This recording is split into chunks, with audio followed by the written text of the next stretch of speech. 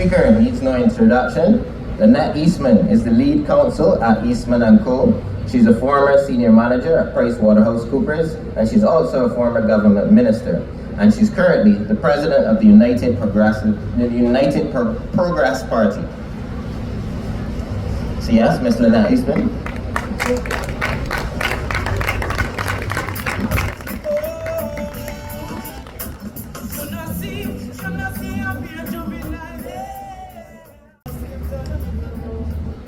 Good evening, ladies and gentlemen. I want to thank Zico and Malachi for setting the stage for us. And they spoke mostly about young men in the community as they grow up. And as an attorney at law, I see them in the magistrate's court. And if you used to be in the magistrate's court, you would be dismayed at how many of our young, healthy, talented, handsome young men find themselves in the dock. And many of them, when you hear them speak to the magistrate, you say to yourself, what are they doing in a dock? This is not a stupid person. This is not a person who does not have a command of the English language. So what are they doing there? That's the question. And many of them are not happy being there, as you might think. Don't mind the bravado where they're saying, man, I will go and sit down up at Dodds for you. Many of them, when they reach the dock, they are afraid. And they're looking back at their mother or their grandmother or their sister. Sometimes fathers are there too, but most of the time it's the women that are there coming to stand bail for them, or girlfriend. That's who it is, and that's the truth. The truth is that many of the men are absent. What this says to me is that the truth is there is a breakdown in the society. And that has to be admitted. This isn't the first generation of single parents. This isn't the first set of boys who have come up in a home where a man is not there present in the home. But this must be the first time that within our society, there were other men in the community to pick up the slack. That's the problem. Before men understood that it was not only their biological children that they were helping to raise, but it was the children of others. And the truth of the matter is that you might have a man who is not present in the home of his biological son, but he might be present somewhere else, because that is just how things go. But if a man is helping to raise a boy properly, whichever boy it is, because as far as I'm concerned, the children belong to all of the adults, or all of the children belong to adults. Not only your biological children, but all of the others. Now I want to ask you, it's the summer. Children are going to be out of school. Young men are going to be out. Minor children, boys are going to be out. You're going to see them going to the beach. You're going to see them coming back from the beach, bareback, barefoot, skylarking, laughing, making sport. What do you see? Do you see boys that are going to give you trouble? Do you see them as a threat? Or do you see them as potential entrepreneurs, businessmen, cardiologists, mathematicians, plumbers, steel benders? Is that what you see when you see them? Or do you just see boys that are going to give you trouble? I suspect that a lot of you see them as how they have always been seen from the time that young men came to Barbados on ships. People that will give trouble. Young boys that will try to run away. So you're going to go and beat them. Cut off the hand, cut off the foot. Now in these days, we know that those things would be seen as barbaric by the United Nations. So we don't do that. But instead of trying to put them on the wrong path, on the right path, I mean, they've only been on the planet for 16 years. You have people on the planet for 50 years and still doing foolishness. So how you would expect that a boy who has been on the planet for 13 or 14 years have figured out life? They cannot have. They're going to make mistakes. And everybody here is supposed to bring them back on the right track. That's our job. Not just look upon them as some nuisance. So still in Barbados, the first thing that we do when we have a problem is that we look to put new legislation in place. The law cannot solve our problems. Tell the Attorney General and the Prime Minister that continuing to put new laws on the books cannot solve our problems. When the boys used to keep running away, when they were enslaved, and they used to catch them and cut off their foot, eventually people recognized that something was fundamentally wrong, that they wanted their freedom and they were right to want it. So why is it now that with all the education, with all the internet, with all of the other countries that we have seen, the countries that have gone down the wrong road and the ones that are closing prisons, there are countries in the world that are getting better, they're not getting worse. There are countries that don't need as many prisons as they used to before. They're converting them into other uses. I believe that those are countries that care about our people.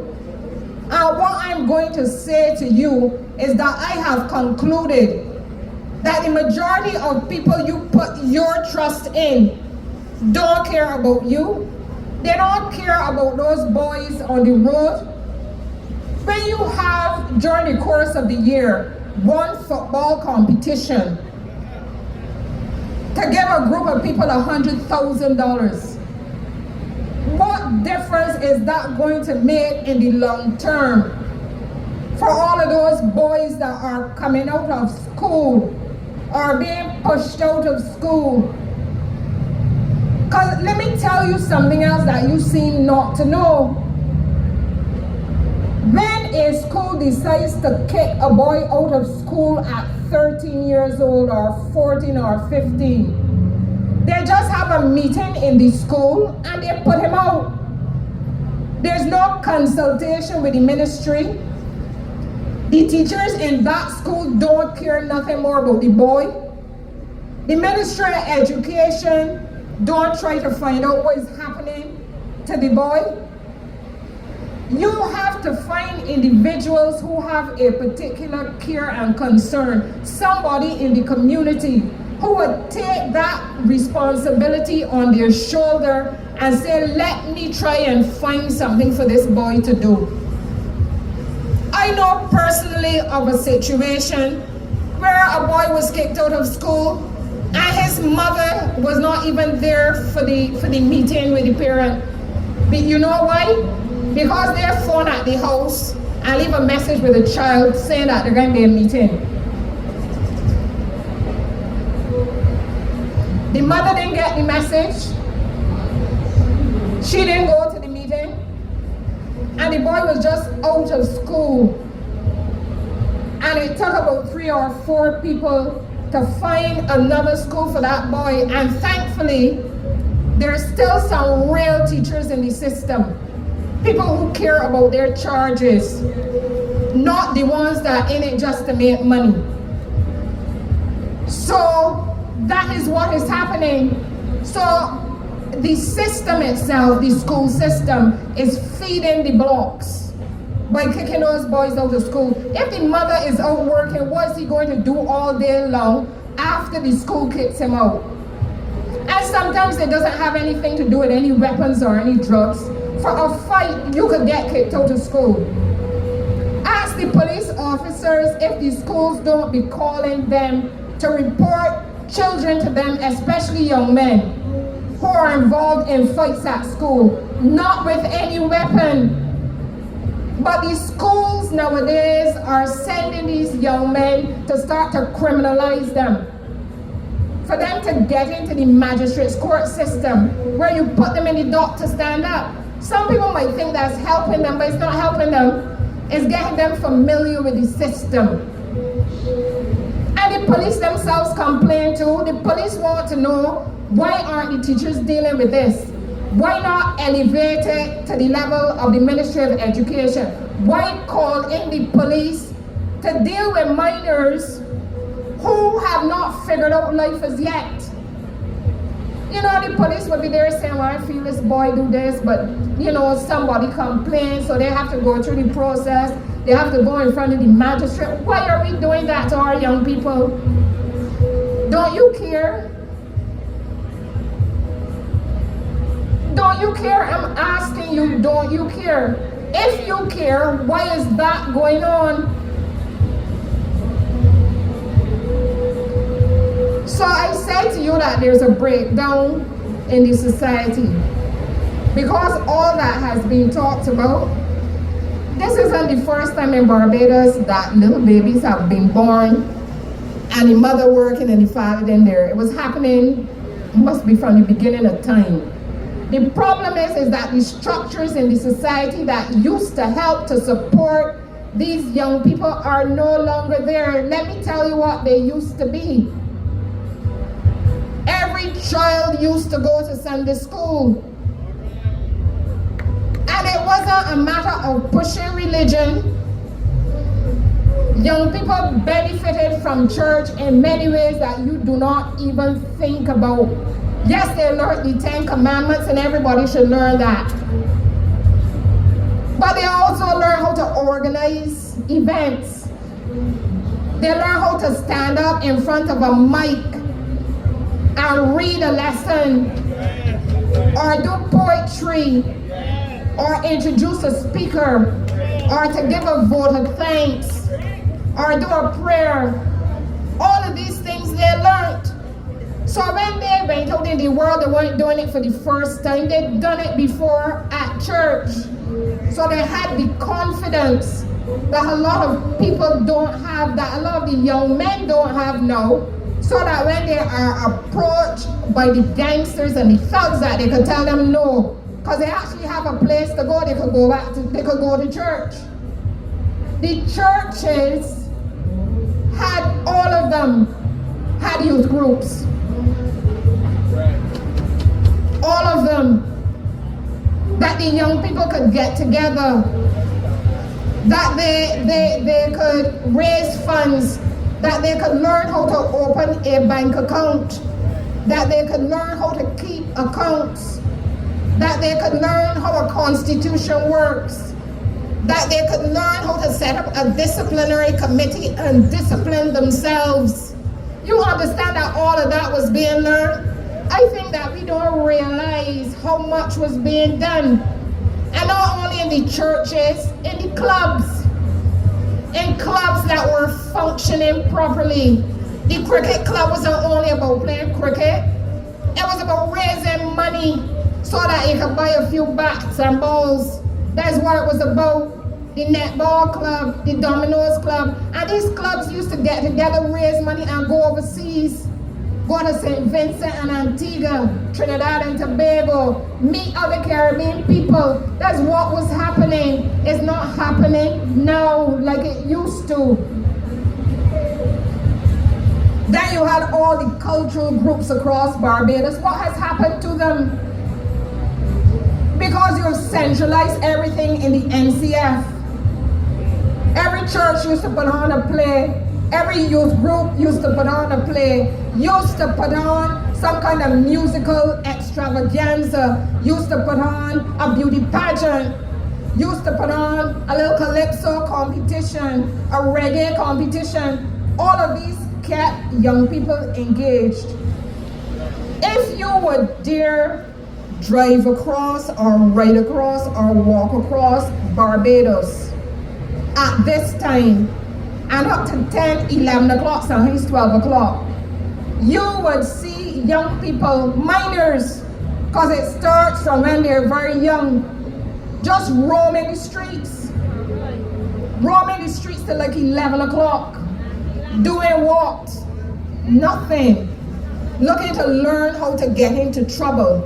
And I will tell you, look around and see if you see any of the other ethnic groups, if their children run about wild at night. No, there are not. So let me tell you who's supposed to do something about it. Y'all keep waiting on politicians to save you. Nobody is coming to save you. You have to save yourself and your children.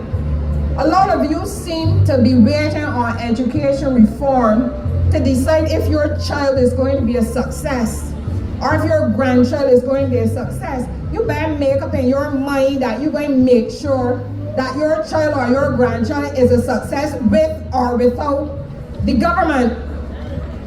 That's what you have to do. You have to find a way to do it. There are about 70 people gathered here today, over 70 people. 70 people can make a difference, a big difference to Barbados. You can. I'm urging you to do it. Now, I'm going to put a little plug. I got 2 minutes left, I'm told. But you see the speech I'm making about the community really being the solution to the problem? Most politicians don't want the community to be the solution because they believe that it dilutes their power. If you have too many community leaders that young men and young girls are looking up to, they figure they will lose their power. So anytime you got a strong community organization going, they come to infiltrate it, to make it either BLP or DLP. That's what they come to do. If they want to come and make a donation, I'm telling you, don't take it. But don't let them take over your organizations. But the United Progressive Party said this to you before, and you didn't even give us a look in. You ain't even made them feel that, look, if y'all ain't careful, we going somewhere else. I'm urging to you that you need to do it. Look at the United Kingdom. I don't know which one you call the mother country. The United Kingdom just elected an independent in Jeremy Corbyn, an independent person. They just elected a number of people from third parties. They did that. That's your country that you follow. But if you feel you're an African, look at what South Africa do. South Africa just elected, moved away from the ANC, that they were used to voting for and say, look, we ain't like what you're doing. We gonna give some of all the other parties a chance. Even the white party get a chance in South Africa and could not have done so had not some of the black people voted for them. So I'm telling you that you gotta start shaking up Barbados if you want things to change. People believe that you are going to just sit there and do absolutely nothing. There are a lot of people who are tired of talking. But you see me, I can keep doing it. Why? Because I would be ashamed if I have benefited in no small measure by being a Barbadian through my education, through opportunities I was given when I worked in government, even though I benefit from being part of this country, Barbados.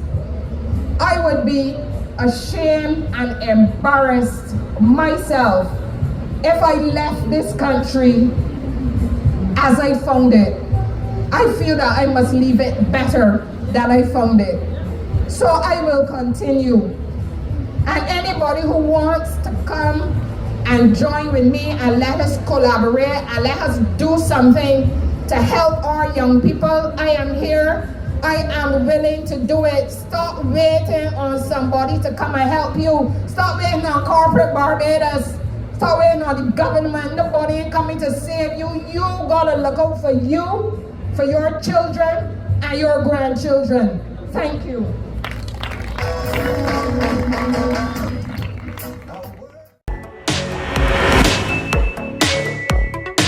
Please smash the like button. Thanks. Subscribe for more content.